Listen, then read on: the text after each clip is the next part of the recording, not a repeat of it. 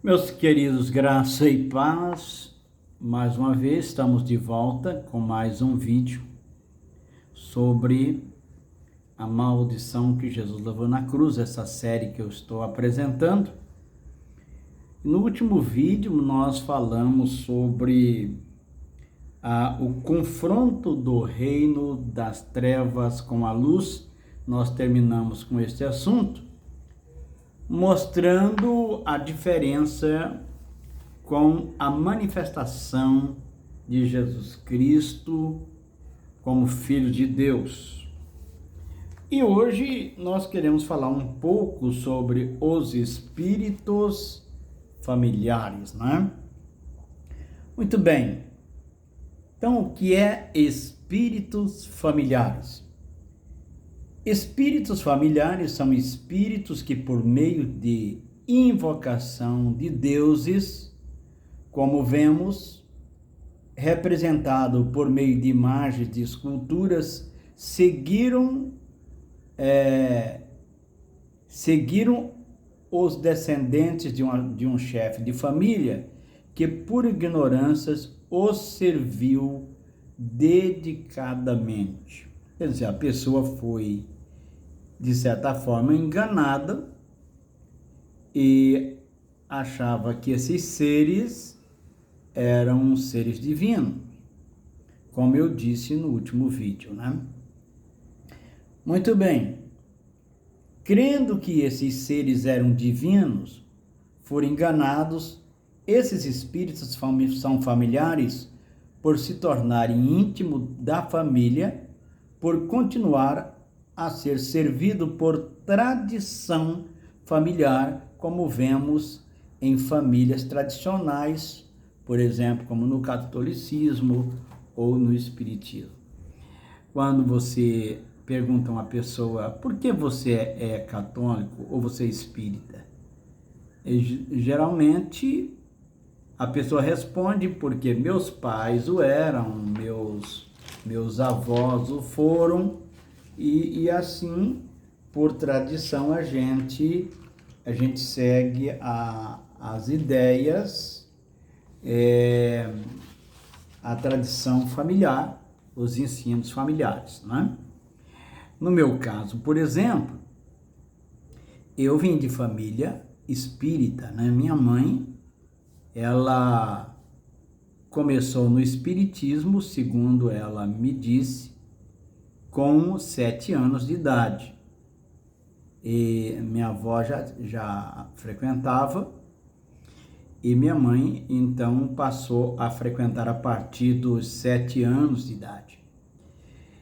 E, então, toda a minha família teve envolvido nesse meio, nessa crença. Eu posso falar porque vivi praticamente 17 anos da minha vida nesse meio e conheço bem as doutrinas, sei como é o que é ensinado e sei como é a crença, como se crê. Então, eu não estou falando nada de que os outros falaram e nem com preconceito religioso contra quem quer que seja, mas estou falando de algo que eu vivi, né? E a minha família toda foi envolvida, né? Então, a crença que maldição acompanha gerações é muito antiga. Quando você lê isso tanto na história como mesmo na própria Bíblia, você vai ver que isso é muito antigo. O Evangelho de João, ele mostra essa realidade no capítulo 9, o tema onde é abordado aqui no capítulo 9 de João, né?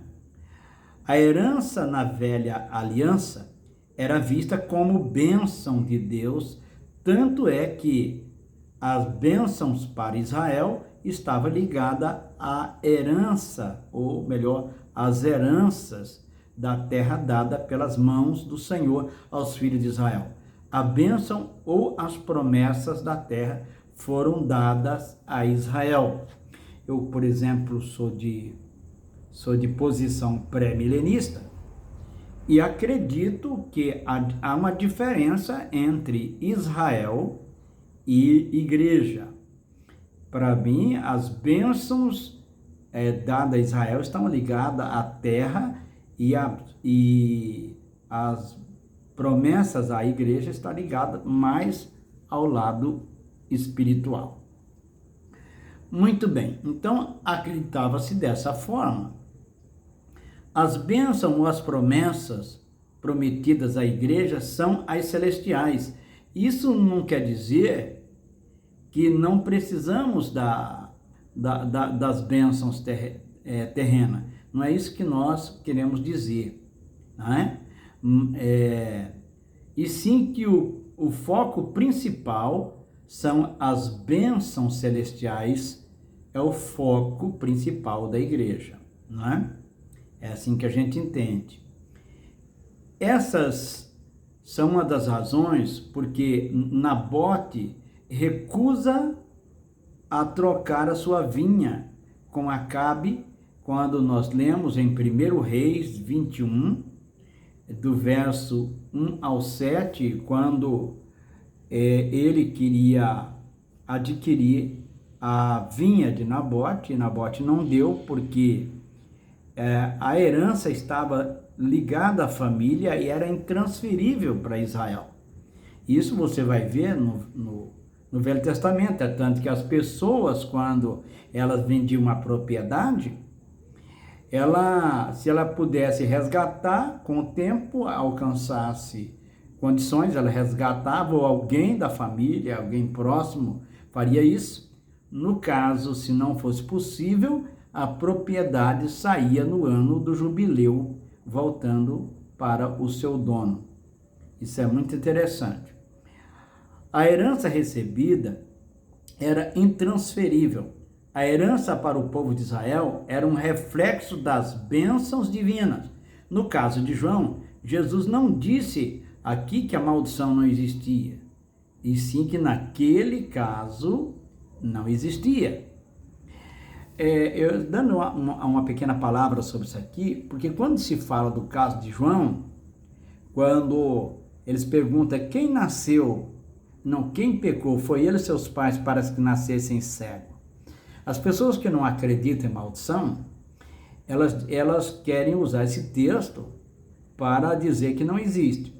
Primeiro, que Jesus nunca disse que não tinha, Jesus disse que naquele caso. Então, não é um texto que serve de base para tudo. Uma outra coisa que eu quero dizer é que nós temos uma ideia errada sobre maldição. Nós achamos que uma pessoa que tem deficiência pode ter, nem sempre isso é verdade, não. Tem nada a ver uma coisa com outra, né? A pessoa pode ter saúde perfeita, você fazer um exame, não ter nada de enfermidade nenhuma. E, no entanto, está acompanhado por maldição. Outra coisa é que a pessoa pode nunca ter deficiência nenhuma, entendeu? Ela está perfeitamente com o corpo sem falta de nada, sem ter nascido com qualquer um defeito físico, entendeu? E, no entanto, está debaixo de maldição, então não tem nada a ver com deficiência. Outra coisa interessante é que a pessoa pensa que é uma pessoa próspera, tem dinheiro, tem carro, tem casa, que isso é sinal de prosperidade. Também não é verdade. A pessoa pode ter tudo isso, ter carro, ter casa, propriedades, aparentemente ser uma pessoa bem-sucedida, mas está debaixo de maldição. Mais para frente eu vou tratar desses assuntos. Então eu quero tirar esses mitos que se a pessoa tiver qualquer deficiência, isso é sinal de maldição, é nada. Não tem nada a ver uma coisa com a outra. Não era isso que Jesus queria ensinar. E o interessante é que nesse caso aqui, que nós estamos tratando de João, é muito interessante que essa crença ela era muito antiga. Então, no caso de Jesus, quando ele está falando aqui, os discípulos achavam que era maldição e que chegariam, e a pergunta é como eles chegaram à conclusão. Bom, deixa eu dizer uma coisa. É interessante notar que aqui nesse capítulo 9, o que Jesus está perguntando, aqui o que os discípulos estão perguntando, não é sobre maldição que ele está perguntando. O que eles estão perguntando é sobre reencarnação. Porque a ideia de reencarnação, ela é muito antiga. A reencarnação, você crê que você nasce nessa vida. Eu sei porque eu vim de família espírita, vivi muitos anos dentro da doutrina, eu sei. Então acredita-se que você nasce e você nesta vida vai ter os problemas para você pagar o que você fez na vida passada, e na outra você torna a renascer, e vai renascendo, morrendo e renascendo, até você se tornar uma pessoa boa, evoluída, né? É assim que se pensa.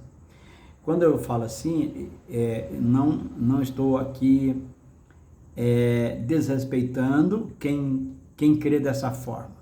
É claro que a gente respeita o pensamento de cada pessoa, mas o que nós estamos discutindo é o que Jesus ensinou.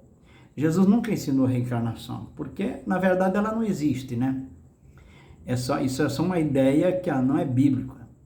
Nós não contamos na Bíblia, mas havia essa ideia de reencarnação, e ela aparece em vários textos da Bíblia, e um deles é nesse texto aqui, onde os discípulos perguntou quem pecou, ele ou seus pais, para que nascesse cego.